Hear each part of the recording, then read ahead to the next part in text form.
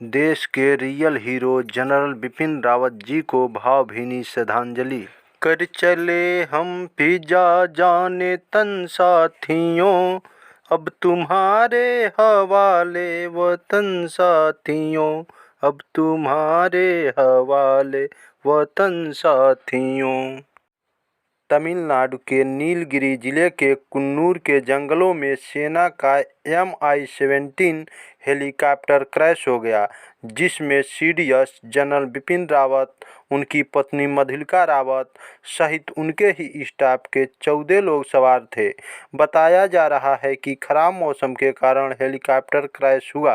ये घटना 8/12/21 दिन बुधवार की है। पूरा देश शोक की लहर में पूरी तरह से डूब चुका है। जनरल बिपिन रावत के रूप में देश ने एक ऐसा अमूल्य हीरा खो दिया है जिसकी भरपाई करना असंभव है। रावत सर, जय हिंद।